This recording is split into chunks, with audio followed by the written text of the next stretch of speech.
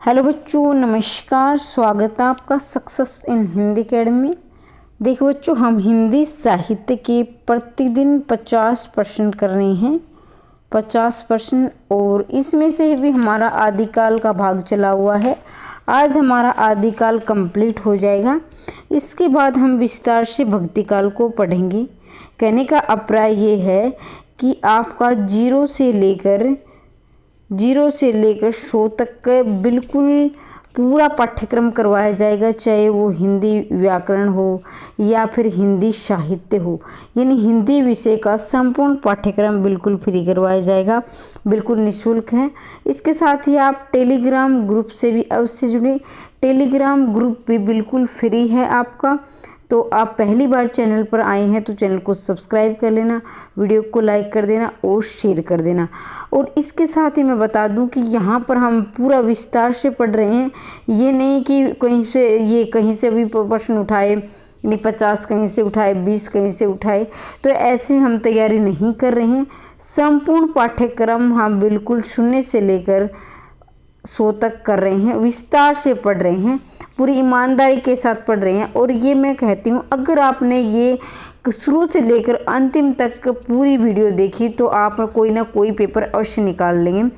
और अगर आप पहली बार आए तो मैं ये भी बता दूं कि ये मत पूछना कि मैम ये किस में टीजीटी में आएगा या पीजीटी में आएगा, क्योंकि हिंदी विषय किसी भी एग्जाम में अगर हिंदी विषय पूछा जाता है, साहित्य पूछा जाता है, व्याकरण पूछी जाती है, तो सभी के लिए वीडियो महत्वपूर्ण रहने वाली हैं। चाहे वो DSSS हो, KVS हो, NVS हो या हरियाणा स्क्रीनिंग, पीजीटी, नेट, कोई भी अगर परीक्षा हो तो सभी में ये प्रश्न पूछे जाते हैं। कहने का अभिप्राय ये है कि हिंदी आदिकाल आदिकाल होता है, भक्तिकाल भक्तिकाल होता है। तो ये नहीं कि उसके लिए महत्वपूर्ण, उसके लिए हम बिल्कुल 0 से लेकर 100 तक चल रहे हैं। तो चलो अब इसकी शुरुआत करते हैं। और प्रतिदिन बताया जाए कि 50 क्वेश्चन हम कर रहे हैं। तो हम 165% पर आ चुके थे। पृथ्वीराज विजय किसकी रचना है? जयानक की है, जयभद्र की है, जगन्य की है, जयदेव की? तो जयानक की है पृथ्वीराज विजय। यहाँ पर काफ़ी बच्चे कंफ्यूज होते हैं, तो ध्यान दीजिए। एक है पृथ्वीराज रासो, ये आपने काफ़ी बार सुनी है, देखी है, पढ़ी है। ये है चंद्रबरदाई की। लेकिन यहाँ आप अंतर जानने का प्रयास करें। ये है पृथ्वीराज विजय। क्या ये पृथ्वीराज विजय है? ये है पृथ्वीराज रासो। रासो और पृथ्वीराज विजय दोनों अलग अलग रचनाएं हैं, वो चंद्रबरदाई की, ये जयानक की। तो इतना आप अंतर अवश्य समझे। और 1 नंबर का सवाल है, और आप सभी जानते हैं 1 नंबर हमें हरा सकता है और 1 नंबर हमें जिता सकता है। तो एक नंबर क्या, एक पॉइंट की बड़ी अहमियत रहती है परीक्षा में। कन्नौज के राजा जयचंद की वीर गाथा का गान किया गया है। यहाँ कन्नौज के राजा जयचंद की वीर गाथा का गान का पूछा गया है। जयानक कृत, ये देखो बच्चों की कृत है, मैं हर वीडियो में बताती हूँ, ये री की मात्रा है तो इसे कृत बोला जाएगा, री का उच्चारण किया जाएगा। और ये होता है ऐसे मात्रा, ये रे की मात्रा होती है, तो ये कृत है। और कृत का मतलब होता है रचना करना।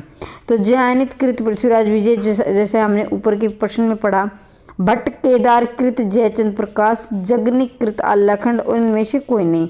तो भाई ये भट्ट केदार कृत जयचंद प्रकाश में नाम से ही प्रतीत हो रहा है, यहाँ जयचंद प्रकाश है या जयचंद। तो जयचंद प्रकाश में राजा जयचंद की वीरता का वर्णन हुआ। ये है भट्ट केदार की रचना। आगे बढ़ते हैं। जयमंग जस चंद्रिका के रचयिता कौन से हैं? भट्ट केदार है, नल सिंह है, मधुकर कवि है, श्रांगधर है। तो ये मधुकर कवि रहेंगे जयमंग जस चंद्रिका के रचयिता। और ये रचयिता शुद्ध देख लेना, रचयिता शुद्ध ऐसे लिखा कि ये च पर मात्रा नहीं आएगी, ये गलत है। और ये आएगी ये पे मात्रा, ये ठीक है, ये गलत है। बहुत से बच्चे इसको कर देते हैं, ठीक है। हम छोटी छोटी गलतियां ना हो, इनको भी साथ साथ पढ़ते हुए चलेंगे। पूर्व राजस्थानी के ब्रज मिश्रित रूप को कहते हैं। यानी राजस्थानी प्लस में क्या है, राजस्थानी जमा कहीं प्लस कहीं, तो यह ब्रज भाषा। तो इससे क्या बनेगी? पिंगल भाषा। पिंगल भाषा कानों को बड़ी प्रिय लगती थी और ये ज़्यादातर श्रृंगार के जो ग्रंथ लिखे गए थे, श्रृंगारिक ग्रंथ, उनमें ये प्रयोग की जाती थी, इसलिए बड़ी फेमस हुई, बड़ी प्रसिद्ध हुई। डिंगल भाषा क्या होती, इसमें वीरता का वर्णन होता था। वीर जो जैसे हमारे ये पृथ्वीराज रासो, उसमें डिंगल भाषा, कहीं पर पिंगल भी दिया होता है, लेकिन उसमें थोड़ी थोड़ी पिंगल भी है। आप ध्यान रखेंगे, दोनों अगर डिंगल पिंगल दोनों आ जाए तो आप डिंगल करोगे, क्योंकि उसमें क्या, वो वीर गाथात्मक रचना है, वीर काव्य का उसमें वर्णन हुआ है, वीर रस का वर्णन हुआ है। लेकिन इसमें पिंगल क्या है, इसमें क्या है, श्रृंगारिकता होती है, श्रृंगार रस होता है। तो आप ध्यान रखेंगे, अगर डिंगल ऑप्शन में नहीं है तो वहाँ पिंगल कर देना, अगर पिंगल है और डिंगल दोनों है तो डिंगल करोगे, अगर डिंगल ऑप्शन में ना मिले तो पिंगल करना, क्योंकि कई बार बच्चों के वो प्रश्न गलत हुआ, इसलिए मैं यही बता रही हूँ आपको। तो इसका पिंगल रहेगा। आगे बढ़ते, प्रमाल रासो काव्यकृति के कवि का नाम क्या है। प्रमाल रासो किसकी रचना, मतलब ये पूछा गया सीधा सा, तो जगनिक है। प्रमाल रासो को आल्हा खंड भी कहा जाता है, ये काफ़ी बार पूछा गया, आल्हा खंड। और आल्हा खंड को क्या कहा जाता है, ये एक प्रकार का लोक गान है, लोकगीत कहें, लोक गान कहें, एक ही बात है, लोकगीत है एक प्रकार का। आल्हा खंड कहा जाता है प्रमाल रासो को, ये एक प्रकार का लोकगीत है। ठीक है, आगे बढ़ते हैं, ये जगनिक की है प्रमाल रासो। अब सुमलित करना, योगसार जो इंदु की बिल्कुल सही है। महापुराण पुष्पदंत की श्रावकाचन, ये शंभु की नहीं है, ये गलत रहेगा। तो श्रावकाचन है देवसेन की, इसके लेखक श्रावकाचार्य के देवसेन। ठीक है, और भट्टेश्वर बाहुबली रास रसशाली बुद्धर सूर्य, ये भी बिल्कुल ठीक है, ये गलत है, शंभु की नहीं है बल्कि ये देवसेन के, इतना आप ध्यान रखेंगे। आगे बढ़ते हैं, मधुकर कवि जयमंग जसनरी का अभी हमने पढ़ा। धनपाल किसके भविष्य कहा की है, रोड़ा ज्योतिश्वर ठाकुर, रोड़ा कवि है राहुल की, और ज्योतिश्वर ठाकुर वर्ण रत्नाकर की। देखो अब कैसे याद करोगे, इनको देखेंगे ध्यान से। मधुकर कवि जयमंक जस चंद्रिका, भाई जो चंद्र जैसे चंद्र होता है, यहाँ से चंद्र को पकड़ेंगे आप, मयंक का मतलब भी चंद्रमा ही होता है, और चंद्रिका भी चंद्रमा की चांदनी। हालांकि ये रचना का नाम है, इनसे कोई लेना देना नहीं है, लेकिन मैं इसे खोलकर ऐसे तोड़कर टुकड़े करके बता रही हूँ ताकि आपके दिमाग में फिट बैठ जाए और आप परीक्षा में गलत ना करो। तो इसमें क्या हमें मधुर मधुर लगता है, भाई मयंक हमें मधुर मधुर लगता है, प्यारा लगता है चंद्रमा। धनपाल, धन की हमें भविष्य में बड़ी आवश्यकता होती है, इसलिए हम तैयारी भी कर रहे हैं। तो भाई कहीं ना कहीं ये बात अलग है, मुझे मेरी इसमें टीचर बनने की रुचि है वगैरह वगैरह, ये ठीक है, होता है, इंटरेस्ट होता है, हर एक इंसान का अपना सपना होता है, लेकिन कहीं ना कहीं हमारी ज़रूरतें भी पूरी होती हैं। सबसे पहले तो हमारी ज़रूरतें ही होती हैं, हमें खाने के लिए भी चाहिए, पहनने के लिए भी चाहिए, बहुत सारी ज़रूरतें हैं, इसलिए हमें भविष्य में धन की आवश्यकता पड़ती है। तो धनपाल भविष्य कहा, ऐसे इसको ट्रिक से याद करेंगे। रोड़ा कवि, रे से रोड़ा कवि, ये दोनों राहुल वेल रोड़ा कवि, रे से आप इसे जोड़ लेंगे। ज्योतिश्वर वर्ण रत्नाकर, ज्योति, जब हम वर्ण पढ़ते हैं, भाई मान ली हम वर्ण, जैसे हम कुछ भी साहित्य पढ़ रहे हैं, ये भी तो वर्णों से ही बना है ना, हम वर्ण पढ़ रहे हैं, तो इसके लिए हमें ज्योति की आवश्यकता पड़ती है। तो ऐसे ट्रिक लगाकर पढ़ोगे, निजी जिंदगी से जोड़कर पढ़ोगे, तो कभी भी प्रश्न गलत नहीं करोगे, ऐसे पढ़ लिया करो, ऐसे नहीं। तो यहाँ पर आपका डी हो जाएगा।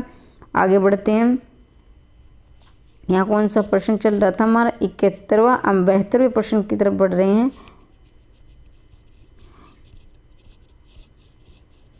तो ये देखिए, ये भी सुम्मिलित करने वाले प्रश्नों की क्या है, ये बड़े अच्छे प्रश्न होते हैं। एक तो इनमें से अगर आपको एक भी आता है तो ये ठीक हो जाते हैं, पहले तो ये इनका फ़ायदा होता है।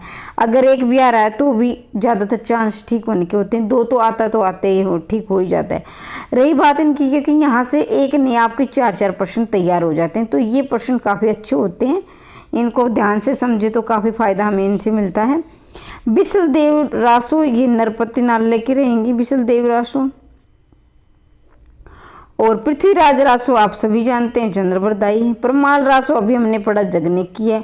खुमान रासो दलपति विजय की है। ठीक है, तो एक बार फिर से देख लेते हैं। बिसल देव रासो नरपति की, पृथ्वीराज रासो चंद्रप्रदायी, परमाल रासो जगनिक, खुमान रासो दलपति। और ये सारे वैसे तो सभी को याद होंगे क्योंकि बड़ी प्रसिद्ध ग्रंथ है, लेकिन फिर भी मैं कह रही हूँ जिसको याद नहीं है, अगर पहली बार तैयारी कर रहे हो तो ये बड़े महत्वपूर्ण है, अच्छी प्रकार से देख लें और तैयार कर लें, याद कर लें। तो यहाँ उत्तर रहेगा आपका ए, ये भी सम्मिलित करना है। ये देखिए, 12 वर्ष ले कुकर जीवे, 13 लो जिए सियार वर्ष, 18 क्षत्रिय जीवे, आगे जीने को धिक्कार। ये इसकी संपूर्ण पंक्ति है, यहाँ पर सिर्फ एक ही लाइन दी है। तोबा तुबा ये 204, 9 लख पात्र आगे नाचे, पुरुष कहानी हो कहो, तो 12 वर्ष ले कुकर जीवे, ये है जगनिक की। तो ये 204 ये है चरपटनाथ की। 9 लख पात्र आगे नाचे, ये है गोरखनाथ की। और पुरुष कहानी वो को, ये है विद्यापति की। ठीक है, तो ये पंक्तियां इसे आप देखेंगे। 12 बरस ले कुकर जी, कहने का ये जगनिक की है, मतलब इसको आप ऐसे जोड़ना, इसका अर्थ बनता है कि 12 बरस लो कुकरे, जो 12 वर्ष होते हैं वो तो जीता है। कुकर का मतलब कुत्ता जीता है। 13 वर्ष सियार जीता है। ठीक है, और जो 18 वर्ष होता है वो क्षत्रिय जीता है, और आगे का जीवन तो बेकार होता है। ये इसका सरलार्थ रहेगा। तो कहने का पर ये जगनिक है, इसने जगनिक ने बोला है, कवि जगनिक ने। लेकिन इसके साथ ही हमें तो भी नंबर से मतलब है, हमें से नंबर, पहला तो प्रायोरिटी हमारी नंबर लेने की है। तो हमें ये पढ़ना है कि अभी से जाग जाओ और अपनी तैयारी करो, अपने देश के काम आओ। इस उम्र में जितनी भी आप उम्र जी रहे हो, उसमें हमारा जितना उम्र हम जी रहे वो हमारा सदुपयोग की उम्र होनी चाहिए। तो ये जगनिक ऐसे जाग जाओ, मतलब एक मोटिवेशनल के लिए, एक प्रेरणा के लिए आप इसे याद कर सकते हैं। ताबा तुबा ए 204, तो ये रहेंगी आपकी चरपटनाथ की। और 9 लख पात्र आगे नाचे, तो ये रहेगी आपकी गोरखनाथ की। और पुरुष कहानी ओ को हो, तो ये विद्यापति की। ये मतलब पूरी ये कि जैसे कोई महान है। अभी हमने देखा कि IAS का रिजल्ट आया है, तो उसमें क्या है कि बड़ी बड़ी कहानियाँ, जिसने अच्छे अच्छे मार्क्स लिए हैं, जिनका सिलेक्शन है, बड़ी कहानी लिख रही। तो ये नहीं कि IAS में कहीं कोई खिलाड़ी है, किसी भी क्षेत्र में है, तो जो अच्छा काम करता है तो उसकी कहानी लिखी जाती है। तो कहीं ना कहीं उसमें विद्या होती है। ये नहीं कि उसमें किताबी ज्ञान भी, कोई भी टैलेंट है, उसे गाने का है, नाचने का है, या फिर कोई पेंटिंग का है, कुछ भी उसके अंदर कला है, तो उस इंसान की कहानी लिखी जाती है। और कहानी लिखने के लिए हमें विद्या प्राप्त करनी पड़ती है। जिसके पास अच्छी विद्या है, अच्छा ज्ञान है, वही कहानी लिख पाता है। तो ऐसे ट्रिक के साथ भी आप इसे याद कर, कहानी उसी की लिखी जाती है जिसके पास विद्या होती है। तो ऐसे ट्रिक से आप जोड़कर याद कर सकते हैं। तो इसका रहेगा बच्चों आपका B। आगे बढ़ते हैं। जी ही, एक मिनट, जी ही मन पवन संचरे, पुस्तक जलन हाथ दे, राम कहाँ सरिये सोयंती, भला हुआ जो मारे बहन। तो ये देखिए, जी मन पवन ने संचरी, ये सरहपा की हैं। पुस्तक हाथ दी जलन दे, ये चंद्रबरदाई की है। राम कहा सरी सोयंती, ये किसकी है? स्वयंभू की पंक्ति है। भला हुआ जो मारे बाए जो बहनी, ये हेमचंद्र की। तो देखो अब इसे कैसे याद करेंगे। जी मन पवन ने संचरे, तो संचरे से आप सरहपा को पकड़ लेंगे सरहपा। ठीक है। पुस्तक हाथ जलन हाथ दे, मतलब आप सभी जानते हैं पृथ्वीराज रासो, एक मिनट, पृथ्वीराज रासो चंद्रबरदाई ने लिखा था। लेकिन ध्यान रखिए कि पृथ्वीराज रासो आप सभी जानते हैं कि पूरा कंप्लीट नहीं कर पाए थे चंद्रबरदाई। उसका जो उत्तरार्ध भाग था उनके पुत्र ने पूरा किया था, उनका उत्तरार्ध भाग था उनके पुत्र ने पूरा किया था, और उनके पुत्र का क्या नाम था? जल्लन था। तो इसलिए बोला गया है यहाँ इस पंक्ति में इसी बात का वर्णन किया है कि पुस्तक जलन हाथ दे। तो चंद्रबरदाई ने अपनी पुस्तक जलन अपने पुत्र के हाथ में सौंप दी थी, क्योंकि वह पृथ्वीराज रासो उन्होंने जो लिखी थी, जो महाकाव्य लिखा था, वो पूरा नहीं कर पाए थे। उनका उत्तरार्ध भाग उनके पुत्र जलन ने पूरा किया था। तो ऐसे इसको याद करेंगे, ये तो याद हो ही जाएगा, वैसे आपको याद भी होगा। राम कहा सोई सोयंतु, ये ऐसे सोयंती से शंभू को पकड़ लेंगे। भला हुआ जो हमारे बहनी, ये हेमचंद्र की है कि इसमें कि भला हुआ, ये सखी वो अपने सखी से बता रही कि अच्छा हुआ कि मेरा पति युद्ध में मारा गया। अगर वो मुंह छिपाकर घर भागा आता तो मैं कहीं की नहीं रहती, समाज में मुंह दिखाने के लायक नहीं होती। ये किसी वीर जो नारी है, जिनके पति वीर हैं, उनकी मृत्यु पर उनकी जो पत्नी के जो शब्द हैं, उनकी पति की मृत्यु पर, उनके शहीद होने पर जो शब्द हैं, ये हेमचंद्र की इस रचना में दिए गए हैं। तो आप इसे भी याद रखेंगे, और ये तो याद हो ही जाएगा, वैसे इसके अर्थ से भी आपको स्पष्ट हो रहा होगा। तो यहाँ हमारे कितने 75वें प्रश्न की तरफ आगे बढ़ रहे हैं। बुद्धि रासो काव्य है, प्रेम काव्य, बुद्धि रासो। देखो ऐसे यहाँ आप ऐसे भी याद करते हैं, बुद्धि रासो, जिसमें बुद्धि होती है तो बुद्धि वही प्राप्त करता है जो अपनी किताबों से प्रेम करता है, अपने ज्ञान से प्रेम करता है, तो वही बुद्धि रासो काव्य है, प्रेम काव्य है। राजशेखर सूर्यकृत नेमिनाथ फागु का प्रमुख रस है, श्रृंगार रस है। तो देखो आप ऐसे भी याद कर सकते हैं, जैसे कि फाल्गुन का जो महीना होता है, हिंदी में फाल्गुन बोलते हैं, तो उसमें क्या है, बड़े श्रृंगार के गीत गाए जाते हैं, श्रृंगार के, जैसे होली के अवसर पर। तो ऐसे आप याद कर सकते हैं, राजशेखर सूर्यकृत। पहली बात तो यहाँ प्रश्न आपके दो बनेंगे, एक तो नेमिनाथ फागु किसकी रचना है, राजशेखर की है। दूसरा है जो नेमिनाथ फागु का जो रस है वो श्रृंगार है। ठीक है, ऐसे आप याद करें। प्रशस्ति मूलक प्रमुख काव्य, मुक्तक काव्य, प्रशस्ति मूलक मुक्त काव्य है प्राकृत पेंगलम। तो देखिए प्रशस्ति का मतलब होता है प्रशंसा करना, किसी की प्रशंसा पर, किसी की तारीफ पर, किसी की बड़ाई पर जो काव्य लिखा जाता है उसे प्रशस्ति मूलक काव्य कहते हैं। ये है प्राकृत पेंगलम। ऐसे भी आप याद कर सकते हैं, पैसे प्रशस्ति, पैसे प्राकृतम। ठीक है, ऐसे जोड़कर भी याद कर लिया करो अगर वैसे बात नहीं बन रही हो तो। प्रबंध काव्य है विशल देवरासो, विद्यापति पदावली, मुंज रासो, जयमंग जसतंत्रिका। प्रबंध काव्य है जयमंग जसतंत्रिका।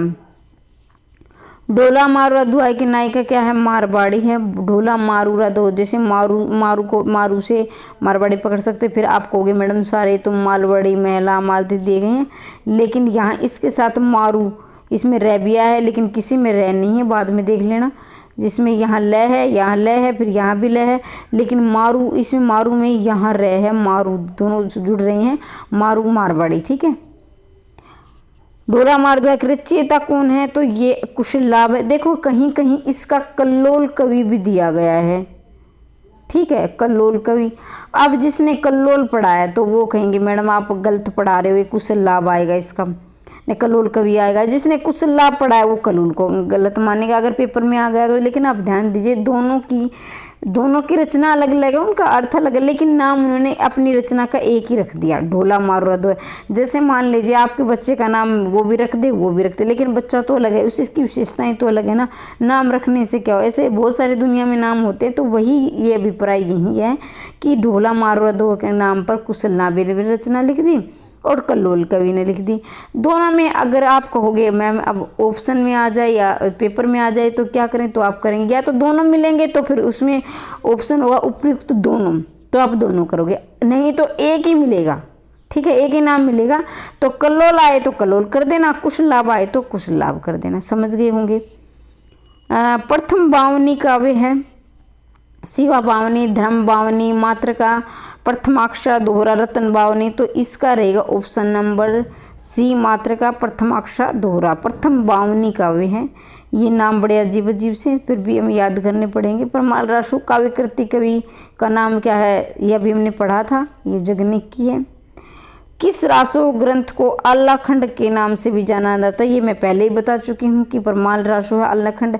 और ये भी आ सकता है, ये एक प्रकार का लोकगीत है, लोकगीत है। ठीक है, ये भी आ सकता है, इसे भी आप याद करेंगे। अगर आप पहली बार चैनल पर आए हो तो भी सब्सक्राइब कर लेना, क्योंकि अगर आपको वीडियो पसंद आ रही है, लेकिन वीडियो अगर कंप्लीट देखोगे तो आपको बहुत फ़ायदा मिलेगा, क्योंकि आपको कहीं ना कहीं बहुत सी जानकारी मिलने वाली है इस चैनल पर। ठीक है, हम डेली